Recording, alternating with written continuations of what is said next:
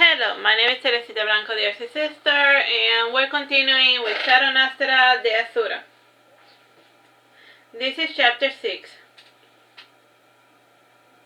Clotilde was not available to teach me today, so Ravel kept me company, and I found this to be suspicious, so I went to look for her. And just as I had half expected, she was unconscious, bleeding on the floor after a royal beating. After getting her to bed and healing her, I went to Ravel to complain. And Ravel said plainly, if you had not noticed, Clotilde is Lorraine's slave, and it is up to her master to know how to use her. Is that so? I said, narrowing my eyes. And I started to leave, but Ravel detained me, gazing my intention, and he said in a low voice, you are going to marry Lorraine, are you? No, I am going to buy Clotilde's freedom and put an end to this little farce, I said, giving a faint smile. And Lorraine's hair is going to help us stand on end, and he must have seen my eyes turn crimson red and then cyan. And he couldn't help but ask, what are you really? I am what I want to be, I said, shrugging my shoulders. Lucky you, said Ravel, as I went on my merry way. My first thought was to leave, and he was in the middle of that dancing scene, but I felt that this matter could not wait, and I stealthily passed through the dancers, organically blending with their entire performance, and once I was up to leave, I said, I'm sorry to interrupt your scene, but we got a problem. Wait, what? And can this wait your letter? He whispered, shooing me away with his hand. What part of you have a problem, don't you get? And this is not one of those things you can put off, I said, tugging the back of his veil. And after apologizing for the interruption, I left with Leif to the library to discuss the problem, and I said to Leif, did you know that your wife has a slave? Yeah, so has a kingdom. And even I have a couple of indentured servants working in the temple, he said casually. Sign, I say, I know that your civilization or whatever does not mind slavery, but I mind it terribly, and I will not rescue all of the slaves in the city are free, but first, I will fix the problem under my roof, so either free the slaves or your wife, or it will be her head on a pike. Whoa! How my wife handles her property is none of my concern, and whatever problems you have with her, take it up with her, and not leave me be, said Leif, getting up, and he stopped and stared up, as if listening for something. And it was a song he had only heard twice before, the true voice of Erua. And the lesser goddess held Erua's voice, and whenever this occurred, the lesser goddesses went still as water, and the frame shifting and turning.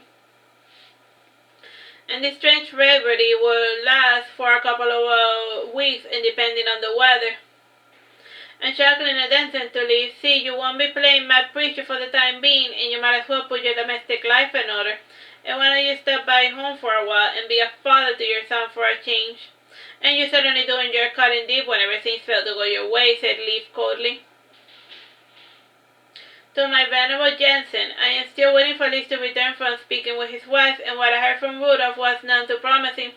It seems like I had no choice but to act upon my threat, and a person of honor must always be true to the words, even the words that were spoken in the heat of the moment. Though frankly, the longer I stay on ice, the less I seem to care about the fate of poor Clotilde, and I should prioritize looking after my own before worrying about other people's problems. And you can't save anyone. I could really use Simona's input on this. What would she do? In knowing her, she would do the just and honorable thing and buy the slave's freedom. And it's an equitable, easy solution to the problem, ideal for avoiding making an enemy, though frankly this does not sit right with me. Because buying a slave's freedom is in a way legitimizing his enslavement. The same goes for them being set free, and they should not have been enslaved to begin with. I pondered this and many other things while I waited in the garden for Rudolph, and I smiled when I see him running towards me, and taking my hand, he says, come on, let's go to your stupid walk already. I thought you hated me, so why did you come early? I said, grinning. I walked alongside Asa himself, then to put up with those beasts arguing so unsightly, said Rudolph, walking along. And we walked together inside it, as we meekly made our way towards the market. And on our first stop was the gardening shop, and it sold for manners and all required tools and plants for their gardening needs. And just like this only tend to manifest in larger cities, and I started looking through the flowers one by one. And Rudolph would chastise me and try to hurry me along, but this time he bothered to pay attention to my words, and he asked me, why do you pick that ugly flower over the nicer-looking counterparts? It is not for fall that is mainly poorly maintained, and orchards require a controlled environment to showcase their true beauty, I said, picking up the flower basin. And I took this to the counter, and the shopkeeper then moved it to a small transport car, and I normally chose 20 or so flowers, which were later transported to the temple the same day. and it's in a scene to the later that they reached to the temple, and picking up a basin, he asked, "Do you like this one?" "Nah, and I provide, and I already have more than enough, and try to find new ones." I said, looking about. "The names you give these spots are you from elsewhere, and you certainly know plenty of flowers and other things, yet you cannot give them their proper names," commented Rudolph. "It's too confusing and annoying to bother to learn the new names of things in elsewhere, and a rose by any other name is just the same." I said, picking up a ballerina rose, and then I added, "At least maize and corn are still named the same everywhere." After completing my shopping list, I visited the jewelry shop to find out some of my found goods, and there was always plenty of small trinkets to salvage beneath the rocks and turbulent surface in the coast. And Rudolph asked me, where do you keep finding those trinkets? And you're not stealing them, are you?" "I have been meaning to ask that myself," commented the shopkeeper. "I swim for this. I can hold my breath on the water really long," I said.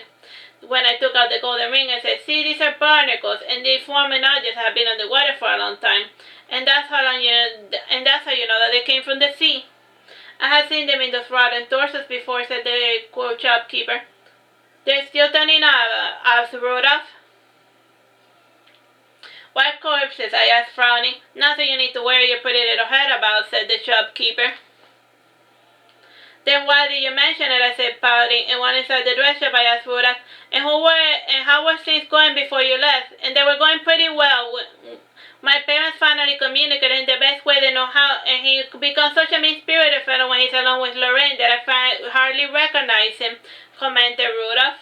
"And yet he's pretty helpless without his little fish garden standing in his dimes, though it would be good for him to deal with someone who does not worship the very ground he steps upon," I said, feeling the damask cloth beneath my finger. "And I see you do not respect him either.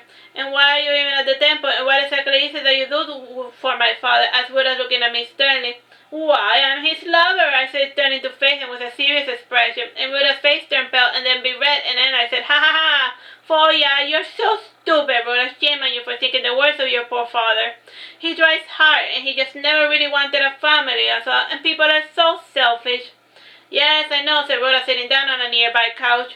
"And I was talking about you. Gosh, you're so selfish and self-centered," I said, laughing. And a strange gentleman who was eavesdropping also laughed, and I looked at him from head to toe, and then I said, "Don't you have anything better to do? Shoo, shoo." The shoo, get away from me. Rudolph blushed and turned his head, and then he got up and started examining some blue fabrics, pretending not to know me. And when the gentleman finally left, he returned to his seat, and then stared daggers at me at the back of my head, and he did this whenever he was purposely acting like a brat. Though such a behavior was always liked and encouraged about my seeing, me being technically the baby of the family and all.